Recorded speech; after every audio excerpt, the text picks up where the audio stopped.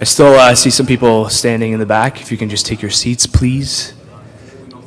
It's not going to be a short morning. Okay. Bonjour tout le monde et bienvenue. Good morning, everyone, and welcome to the 2015 State of the League. Just some housekeeping items before we begin today. Number one, I was asked to remind everyone that the Football Reporters of Canada brunch, induction, and AGM will take place on Sunday at 9 a.m. in, and I'm going to try this, La Proviseur room. Provenger room. There we go. Is that good? Excellent. And of course, that's at the Fort Garry. Secondly, the order of things that are going to happen today. So the commissioner is going to come up on stage. He's going to make some remarks.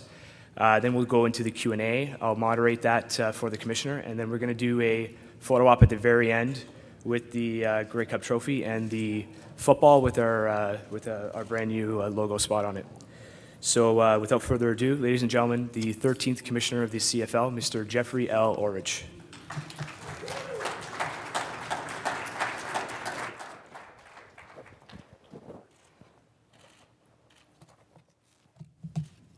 Good morning, everyone. Thanks for joining us here this morning. And thank you for coming to the 103rd Grey Cup presented by Shaw. You tell our stories, you offer your insights, and you really do help us stay in the news and be part of the national conversation as well as the local conversation. This morning I plan to do three things because I typically do things in threes. I'm going to answer your questions. I'm going to give you an honest assessment of the state of the league. And hopefully, I'm going to make some news by telling you about something new that we're launching. So actually, I'd like to start with that. As you know, this is a year of transition for our league and for me personally. This is my first Grey Cup as commissioner. And working with the support of our Board of Governors, I'm bringing some new ideas and some new approaches to the league. I believe this is also the start of a transformation. I will continue to celebrate what is great about this league. Our authenticity, our character, our uniqueness.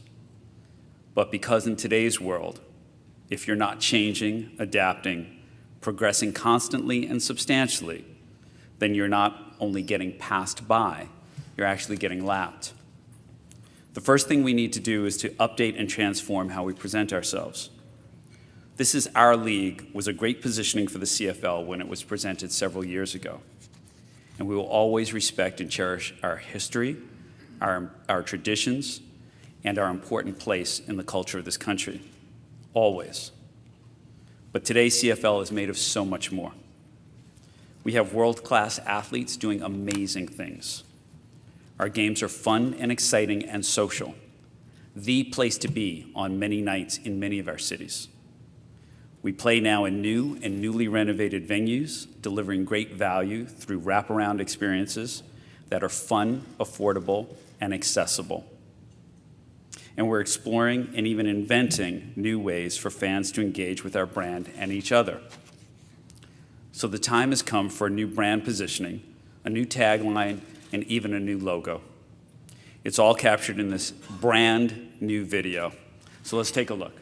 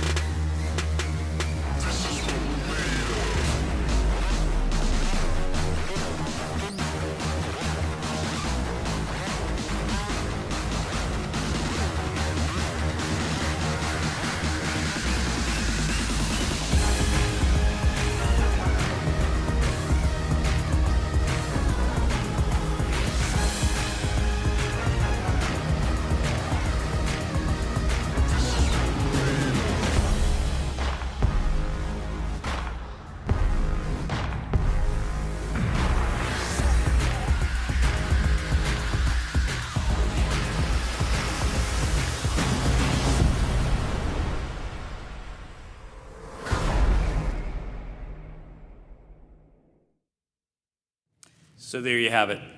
I know I have a lot more to go through, so I'm going to try to control my enthusiasm at this point. It's fast, it's contemporary, and it's clearly forward-looking. It has a look and feel that is more now than nostalgic. It represents the past, but it also invites our fans into the future. The new tagline is, "What we're made of." It allows us to really showcase what is true and best about the CFL today. And then there's the new logo. It features a more contemporary font and a cleaner design with elements that can be pulled out, which work well in many formats, including what will be a new merchandise look and new fashion-forward apparel. The 3 laces on the stylized ball represents our 3 downs and the pride in our unique game. The maple leaf remains, as we are proudly Canadian. But we're more than that. Look, we're not asking our new fans or casual fans to join our already avid fans in the stands just because somehow it's their duty as Canadians. We're inviting them to join us because the product and the experience are fun, exciting, accessible, and authentic.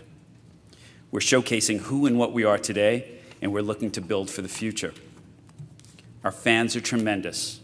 You see that here at Grey Cup more than anywhere else, and we love them. But our fans will be the first to tell you that we need more fans. And in particular, we need to attract that next generation of fans so this league is strong for years to come. Throughout our conversation, I think you'll see 2 things. The first is why we need to do this now. We face some significant headwinds, and while the league has come a long way and it's in a stable place, it would be foolish and even irresponsible for us to ignore these rapidly changing landscapes and challenges that it presents. And here's the second thing. So here's why we can do this now. We also have a lot of momentum.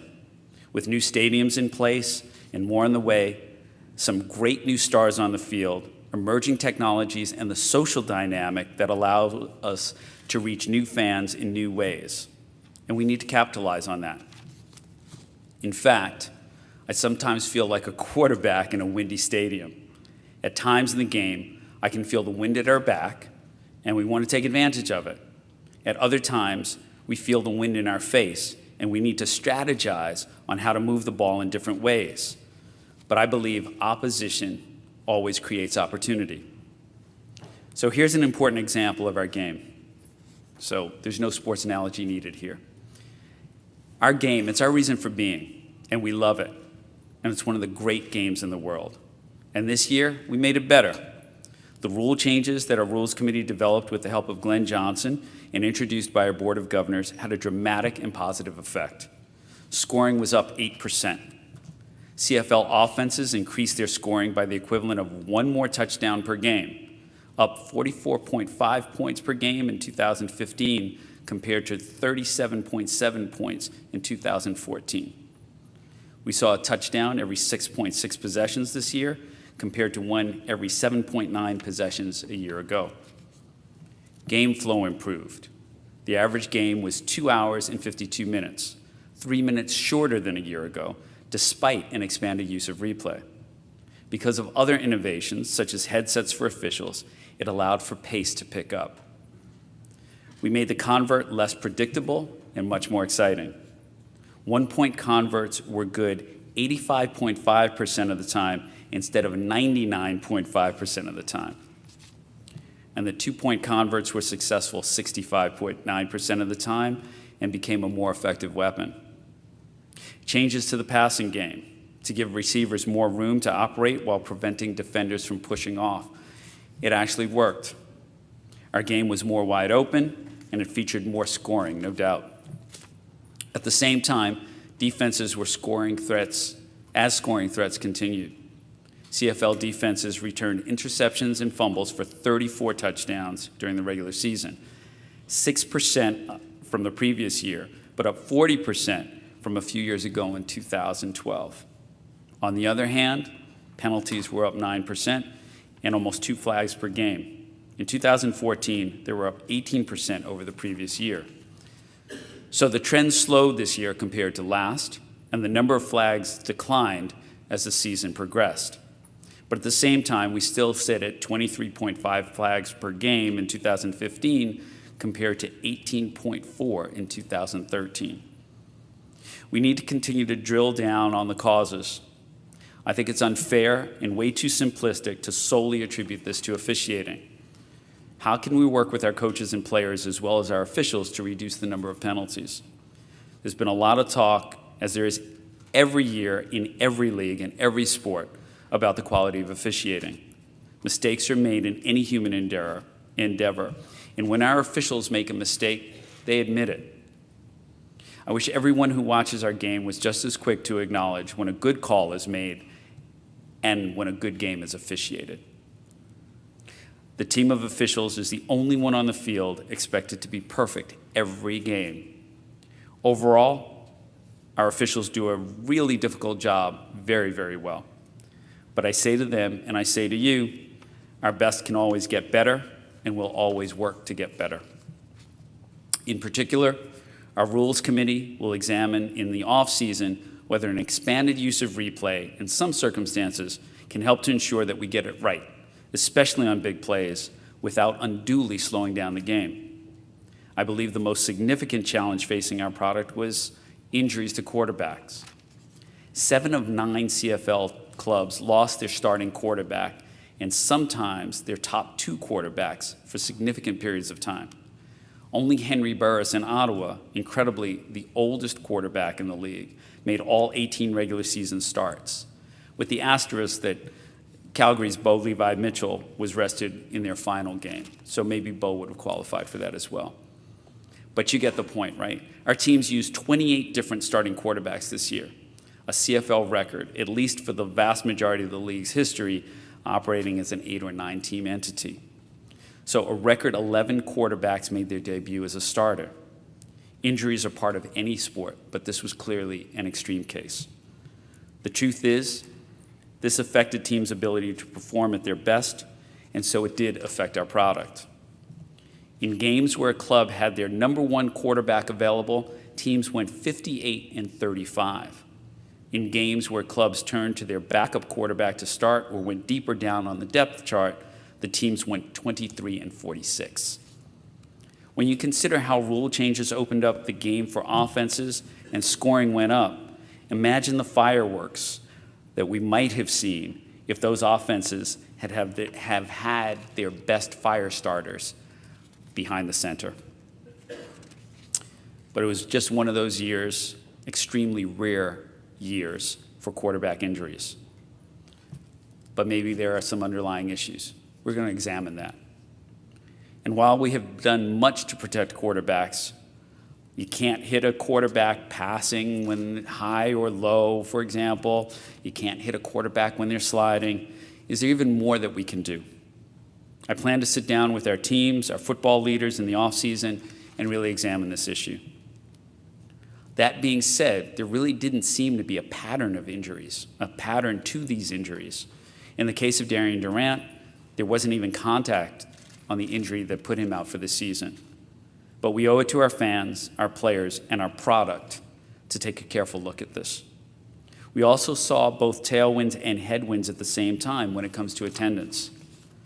We saw sellouts in places like Hamilton and Ottawa, and it's a very positive momentum, given that a few years ago there was even talk about the CFL's relevance in Ontario.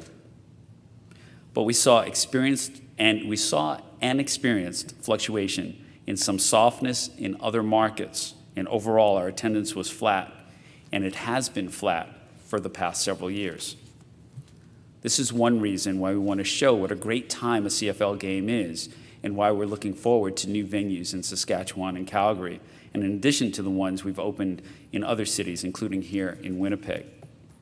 It's also why our teams are working to deliver the very best game experiences for our fans and to connect with those fans between games.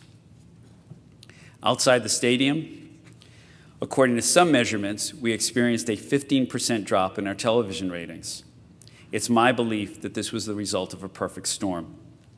Now, television is down across many properties as the industry undergoes massive changes in the digital age.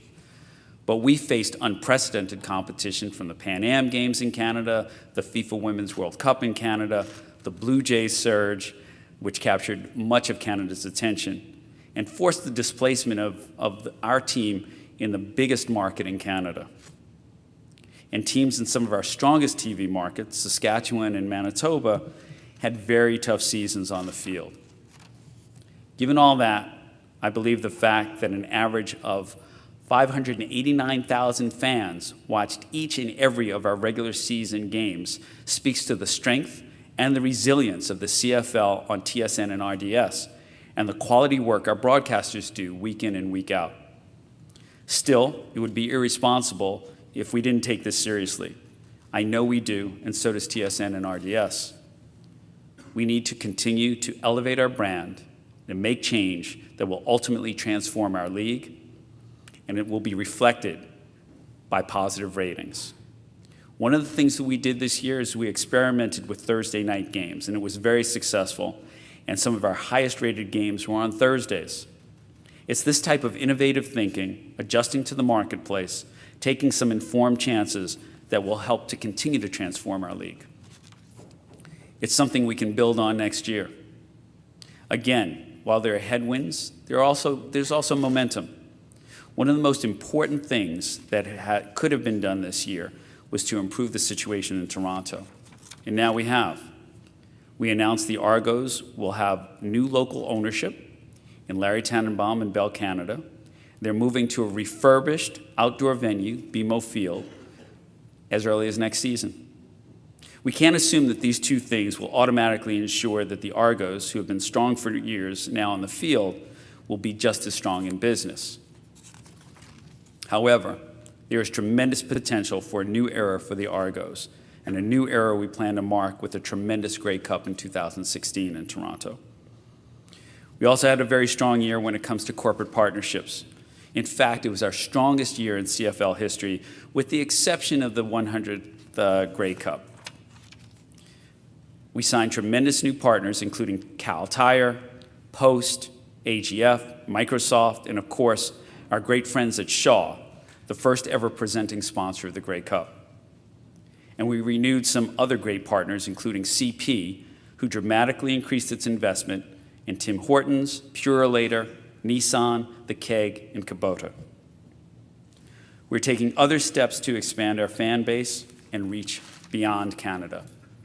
Our partnership with ESPN, posting mostly moderate ratings, has established us firmly in the US, where fans can watch this Sunday's game on ESPN2. Our partnership with British Telecom has given us a foothold in the UK, and we're streaming the Grey Cup presented by Shaw around the world to approximately 150 countries via YouTube. Building on our new brand positioning, we will launch a brand new digital platform in the new year, including a new team and league sites that work well on mobile as well as tablet and desktop, because that's how the world engages in sports now, and sports properties, as well as brands online in this new day and age.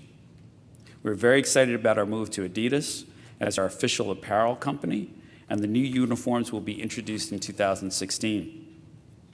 And there will be more to come, much more to come. I've spent my first season this year watching, listening, learning, and doing. And I look forward to engaging our Board of Governors on a new strategic plan in the year ahead. I'm enormously proud of what we, under the banner of the CFL community, do. This year, the CFL, its teams, and its athletes contributed times and millions of dollars to amateur football across the country, worked with Football Canada to certify minor football coaches in safe contact blocking and tackling techniques, participated in the Purolator Tackle Hunger, which collected more than 700,000 pounds of food for Canadian food banks. Encouraged by Fairness for Gay Athletes through our partnership with You Can Play, taught youth about active and healthy living by supporting the Box program, raised funds and awareness for women's cancers through CFL Pink, and helped to support high school football through the Nissan Kickoff Project, just to name a few initiatives. We also announced a comprehensive league-wide policy on violence against women, which is an important step forward. Thank you for your patience during this rather lengthy presentation, but I wanted to be as fulsome and transparent as possible and to be honest with you about our headwinds that we currently face, as well as confirm our stable foundation and our forward momentum. On a final note, I'm really looking forward to the 103rd Grey Cup presented by Shaw, and want to thank everybody associated with the game and this wonderful festival that we're enjoying here in Winnipeg. We have so much to look forward to at the CFL. Transitions and transformations are not always smooth, but a vibration and a bit of turbulence is something that you go through at times when you're actually gaining altitude. And I have every confidence that the CFL is going to achieve greater heights in the years to come. Thank you very much, and I really look forward to your questions.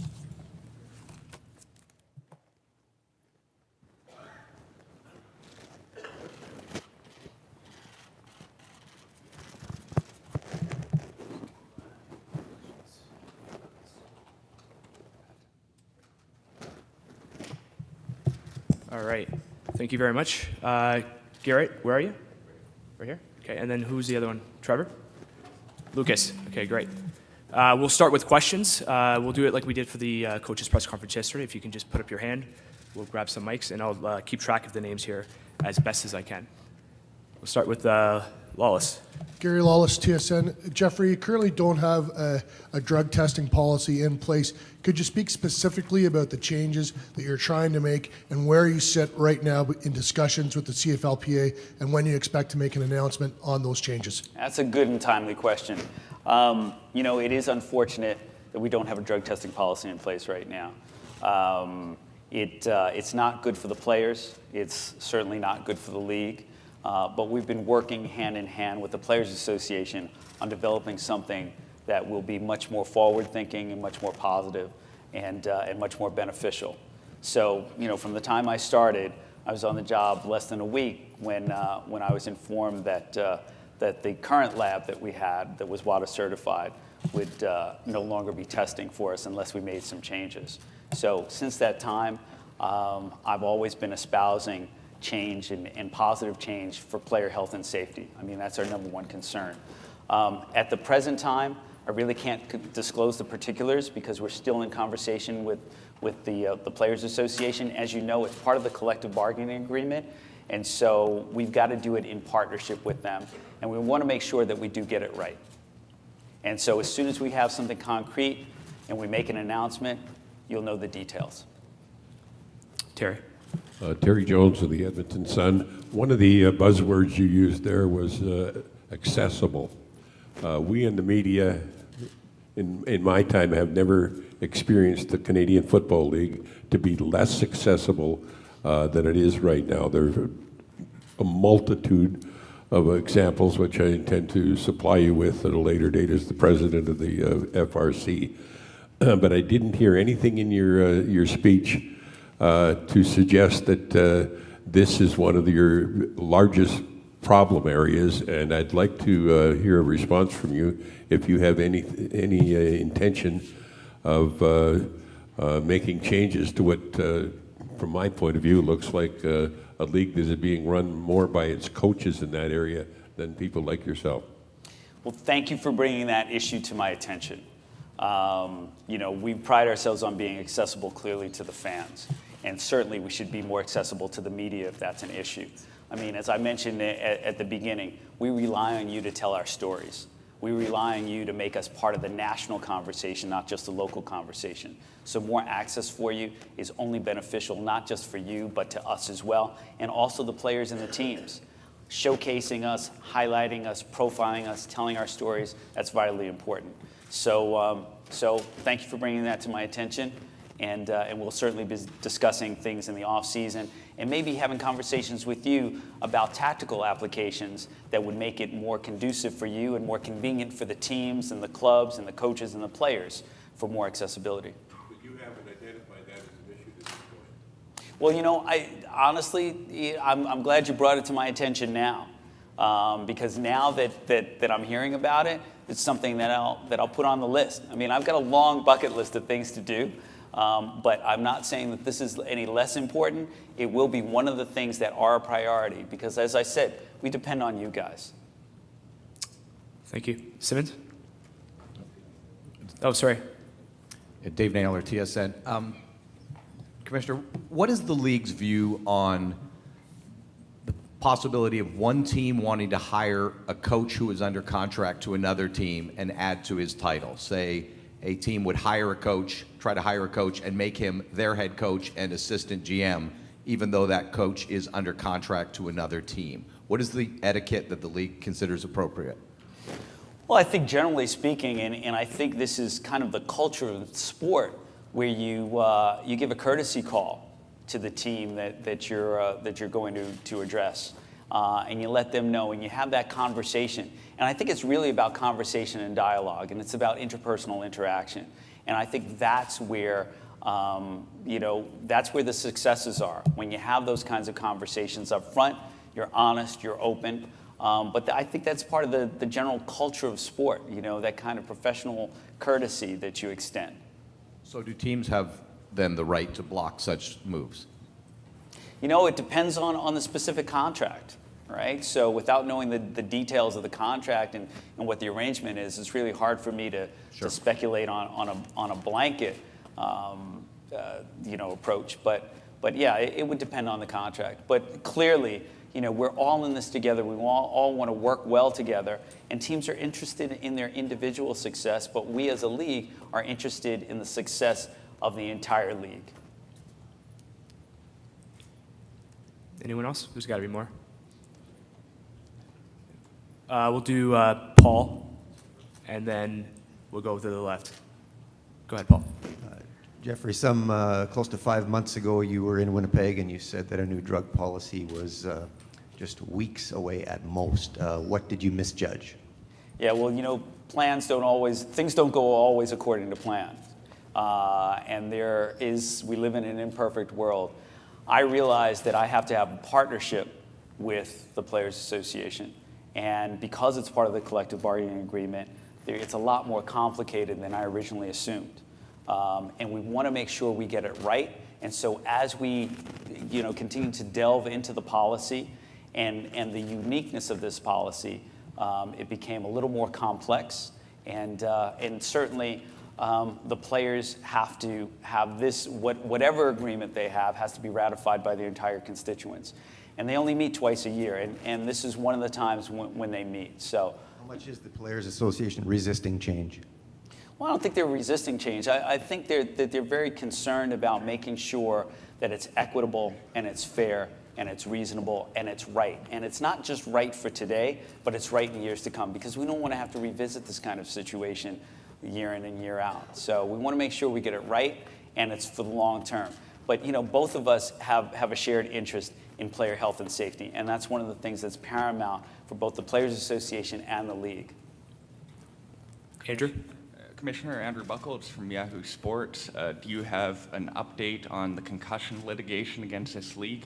And do you have any plans either to address concussions for former CFL players or for current CFL players? Yeah, I really can't comment on anything that's under litigation right now. So I'm going to kind of defer on that. Okay. Do you have any plans to address concussions for people who have played in this league or people who do currently play in this league? You know what? The great thing is that this league has made tremendous strides and continues to work very hard on player health and safety. And one of the things that we did this year is we partnered with the NFL on a new experimental concussion protocol, which has to do, I'll spare you the technical details, but it has to do with eye movement, right? So being able to get out ahead of it and diagnose it even earlier on. But we continue to work with the medical professionals as well as the NFL and other people in sport. Concussions are not unique to football, and they're certainly not unique to the CFL. Hockey, soccer, even competitive cheerleading. I mean, we're all faced with these things. I've got a couple kids, right? I've got a 10-year-old and a 5-year-old, and both of them participate in sport. So if anything, I'm very, very conscious of making sure that they participate in a safe environment. We're working with Football Canada on a safe contact program to make sure that blocking and tackling is done properly and effectively and safely. So we've got a number of things in place, not just on the professional level, but certainly on the youth level. Drew? Commissioner Drew Edwards from the Hamilton Spectator. In July of 2010, then Commissioner Marcohan wrote to Hamilton City Council trying to convince them to invest over $60 million in a new stadium. It talked about the economic value of hosting Grey Cups, and it sort of dangled multiple Grey Cups for Hamilton if they built the stadium. They did that, and the city invested the money, but still no Grey Cup for Hamilton up until this point. I think there is concern about the transparency of the process regarding how Grey Cups are awarded to various cities. There was talk that there was some sort of sweetheart deal for David Braley. It's back in Toronto now within a very short period of time. How does the league plan to address the issue of awarding Grey Cups to various cities? How is that process going to be more transparent, and how does Hamilton get one? Well, don't be concerned about Hamilton. It has an incredible stadium, it's got an incredible community, and I'm sure that there will be a Grey Cup coming to Hamilton in the near future. In terms of how Grey Cups are awarded, it's a decision that's discussed and oftentimes debated, but ultimately made by the Board of Governors under a lot of different criteria. So in terms of transparency, in the past, I believe we've notified people, we've made the announcement a year at a time, and certainly, maybe 16 months, 18 months, maybe even 2 years in advance. And we'll continue to do that. But it can be a complicated process, but I assure you that there is equity and reasonableness applied to every decision that we make when it comes to the Grey Cup. But Hamilton is a great stadium, great environment, and it's a perfect place to play a Grey Cup. Commissioner Jason Greger, TSN in Edmonton. The ratio, you mentioned the quarterback injuries. We saw it in Calgary, we saw it in Edmonton, where they have to dress a defensive lineman in games just because the depth of Canadian offensive linemen, once you get a few injuries, isn't there for most teams. Has there been any talk? A few GMs have mentioned a ratio change or exemption on the offensive line, or even lowering the number of starters as Canadians. Has that been talked about? It's not. There have been quiet discussions about that, but it's not something that's on the front burner right now. We always want to get the best players available, and injuries this year have been unfortunate, and it's not just among quarterbacks, but it's been throughout the league. So, it's something that we need to address. In terms of ratios, we're going to try to get the best players possible, and of course, we've got a Canadian player ratio, which is very, very important to our league and of course our country. You want to see guys that are from your community and certainly represent Canada in this league.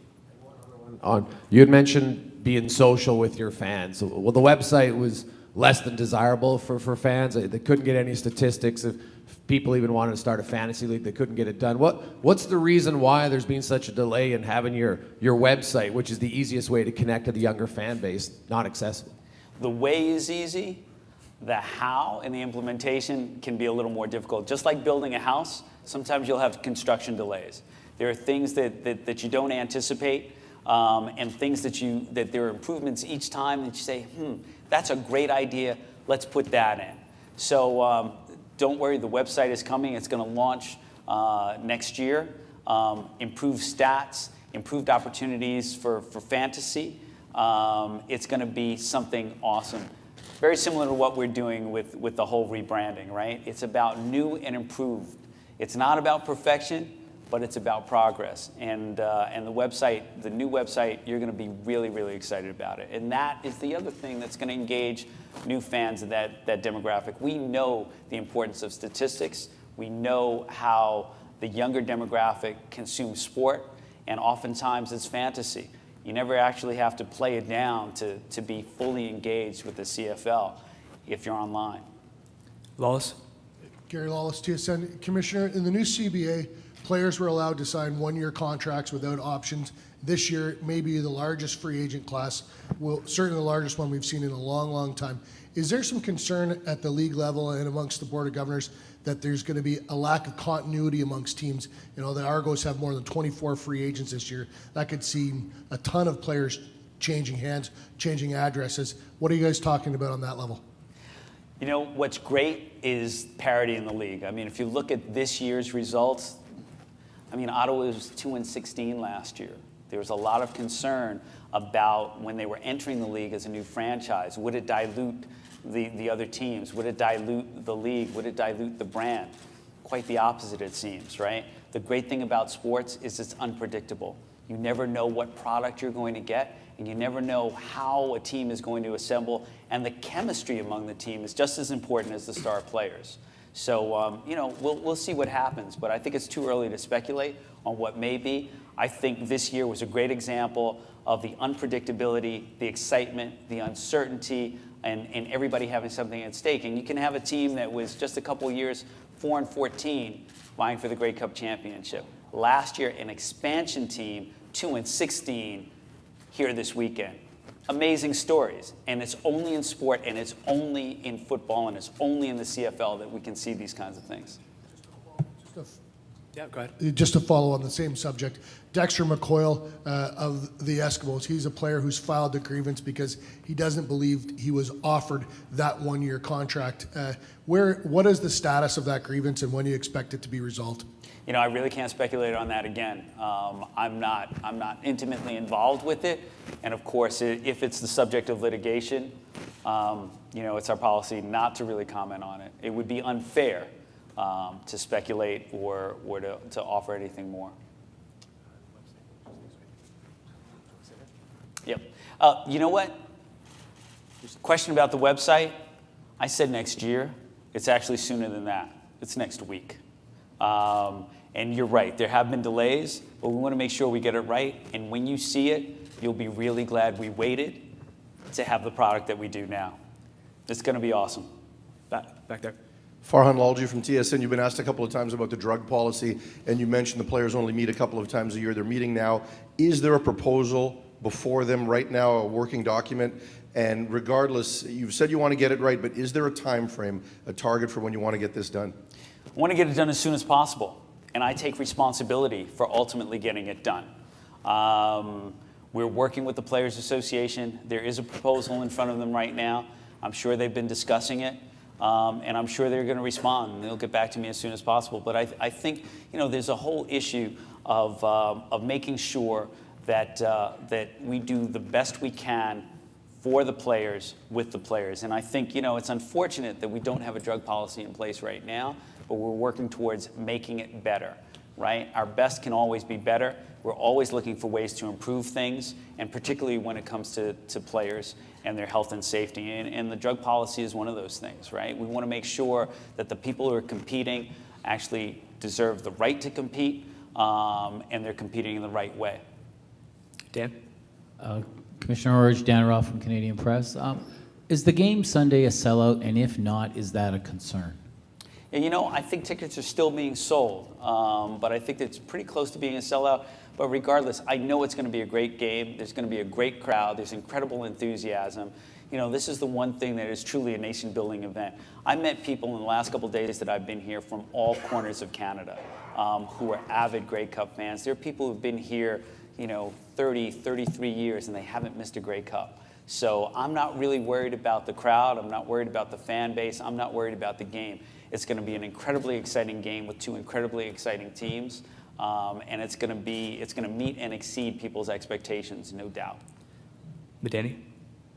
Commissioner over here, Rash Madani from Sportsnet, to your left. No, right here. Hey, Raj. How you doing? Good. Understanding I'm asking this question to the first African-American commissioner in sport, most of your players, the majority of your players are non-Caucasian, and yet there's only one black GM and there's one black head coach, and he's in an interim role.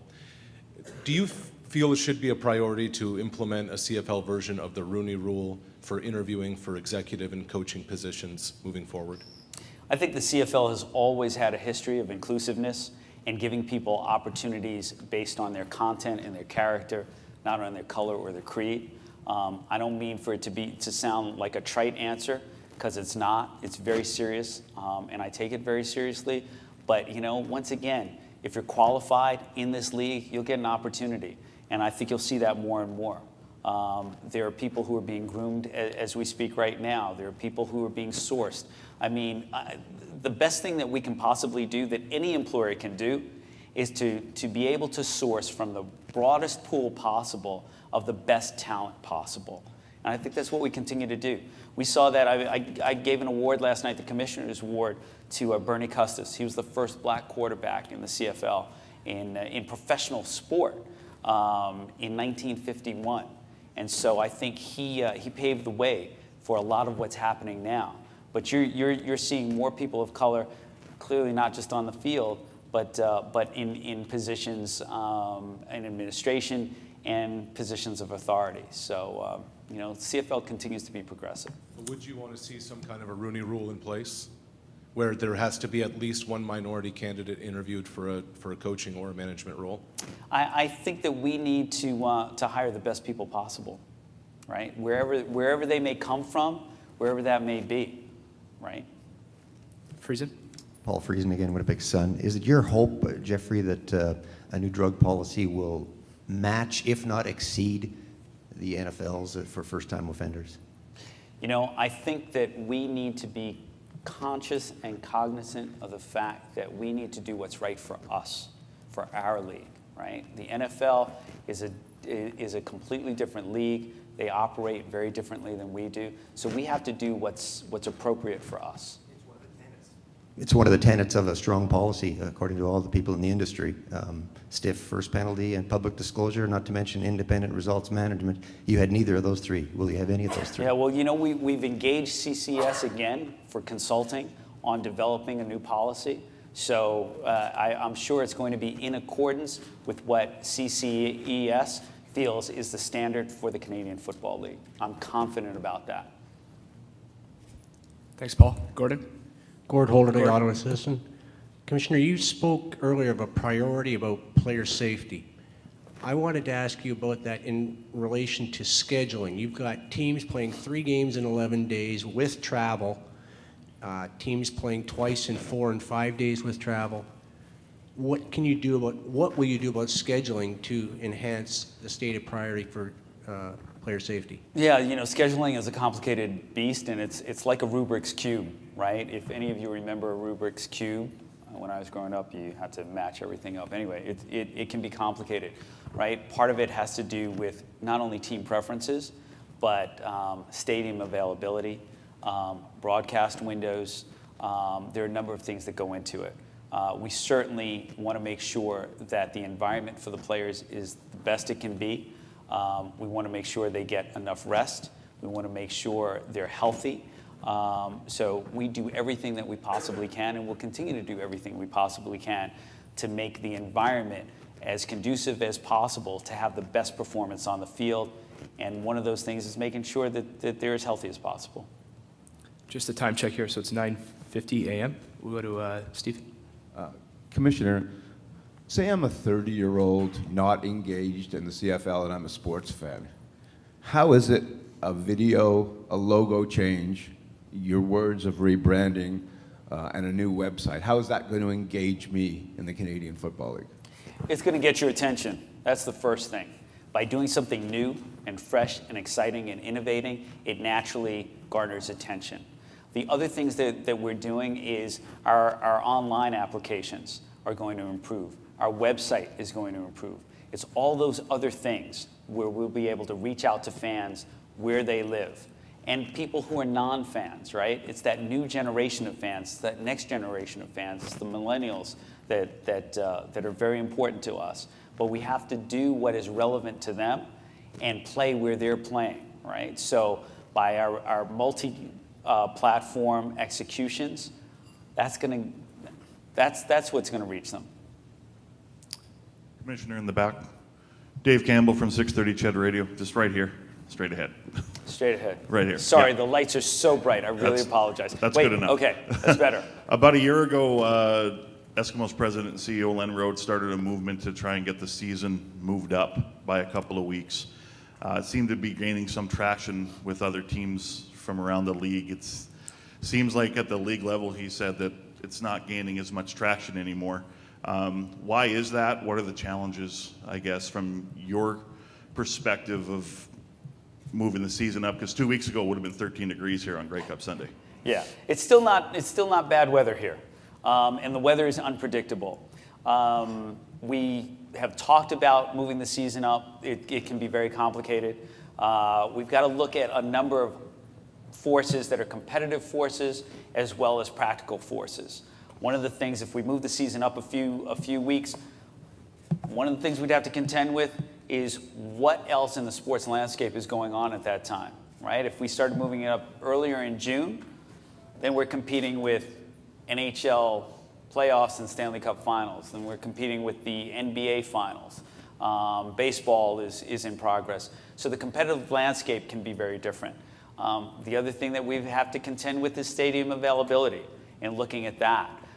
We have to look at our fan base and where are people available and what time are they available. If we move it up too early in the season, kids are still in school if we have weeknight games. So it's all of those things that we take into consideration when we're evaluating what the schedule will be, whether it's a week moved up or 2 weeks or where it is. But it's, once again, as I mentioned before, it's really very complicated, but we take it very seriously, and we have a bunch of different analytical measurements that we utilize to make sure that we have the best schedule available, and also, to the earlier point, that the athletes are best prepared to perform at their highest level. We'll do Dave and then Terry. Commissioner, we are aware that the CFL is an integrated league between Canadians and Americans in almost every position. Players, coaches, executives, GMs, owners, and now the commissioner's chair is occupied by an American. The only role in the Canadian Football League that is not integrated is officiating. It is all Canadian, which creates an issue of depth beyond the officials you have. A lot of people in your league talk about wanting to hire and train U.S. officials from border cities to work CFL games to give you more depth. Is that something that you think is worth considering? So I think there are 2 points you made. Integration is a very good point and a very good example, and I am the living, breathing example of integration, gentlemen. I am both an American by birth, but I'm a Canadian by choice, right? So I've got the dual citizenship.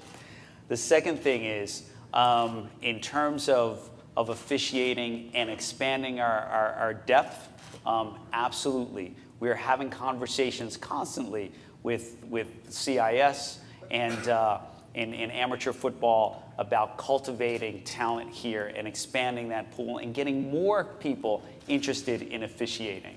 The other thing is, candidly, we've had conversations with the NFL about officiating and what kind of exchange of knowledge we can have with them in terms of improving our product. But we're always looking to improve. We're always looking to get better.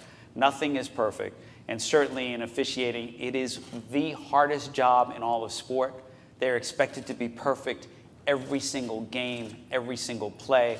I don't think anybody among us, I'm sure any of us can attest to the fact that we've made a mistake in our careers, right?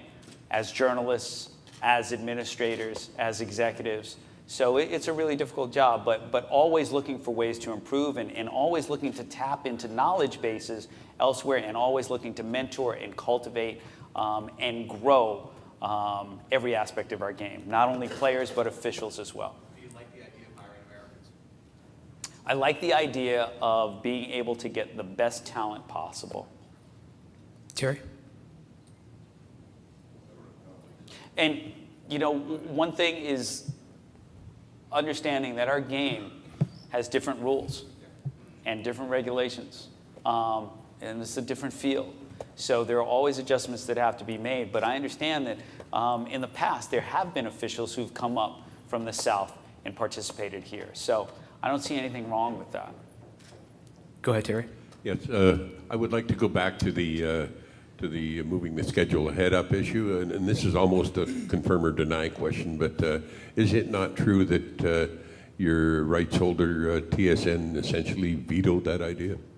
No, that's not true. They didn't veto the idea. You know what? TSN has been an incredible partner, and they are willing to work with us on whatever accommodations we need to make the game better and to make improvement on the game. Kurt? Just as a follow-up to Dave's question there about the officiating, can you put more money into it anyhow? Will that at all help solve? I'm assuming, would you admit fairly or unfairly that the image of the league took a hit a bit this year with the officiating? I would think that money is not the solution. I would posit the fact that we need to think about all the other things that go into human error and utilizing other things to help solve and mitigate human error. And whether that's expanded use of replays, where and when appropriate, whether that's better methods of communication on the field. I mean, it's a bunch of different things, and Glenn Johnson is really the expert. But I think one of the things that we always do, and Glenn has done a superb job in this, is working with the players and the coaches, as well as the officiating staff, in terms of bringing them up to speed on the rules and what's required and what the standards are. So, and Glenn does that every week. He takes clips of, here's what happened that was done right this week, here's what needs improvement, right? So it's a constant training and a constant education on improvement. I think this year has been one of the exceptional years as well, because we've had a lot of new rules implemented, and so people were getting used to them. And as anticipated, we saw a downward trend in penalties as the season wore on, right? So I think we can continue to anticipate that there will be fewer penalties because people will be making less mistakes. We've got about 3 minutes left, so we'll take a couple questions, a couple more. Farhan. You mentioned briefly, Commissioner, right over here. Just right there on the left. You mentioned briefly about expanded use of replay. Can we expect to see an expanded use of instant replay for 2016? And one of the areas I know that got a lot of attention this year was offensive pass interference and making that a possibility. Yeah, the Rules Committee is going to look at that in the off season, and we're going to evaluate those things and that and many more things like we do every year. But the whole goal is making the game better, improving the product, and everything we do is to that end. Drew? Hate to go back to this, but the folks in Hamilton are wondering if they will see a Grey Cup within the next 3 years, within the next 5 years. Can you put a timeline on it? Because, multiple Grey Cups within a certain, doesn't seem to be any structure or timeline around this. Is there any way to put some definitive timeline on when we might see one? I really can't put a timeline on it right now. We'll take a couple more. Yeah. But Drew, I appreciate your advocacy. That's duly noted. That's duly noted. When is Winnipeg getting another Grey Cup? Sunday. I hear from the fans all the time. Some people here in Winnipeg were noting and questioning that their Grey Cup ticket was more than their season ticket. Do you think the pricing of the Grey Cup is an issue that you might want to look at, or do you not think it's a problem? I really can't speculate on what the right price for a ticket is. I know this is a very special event. I know it's, for some people it's a once in a lifetime event. I think that by the crowd, by the energy, by the enthusiasm that's been garnered and generated since I've been here, I think we'll have a good crowd, and I think the great thing is that the game is accessible not only in the stadium, but our partners at TSN and RDS. If you're in the States, you can watch it on ESPN, and for the first time ever via YouTube, 150 other countries will be able to watch the Grey Cup, and that includes our armed forces bases around the world. So we're excited about that. Last two, right there, please.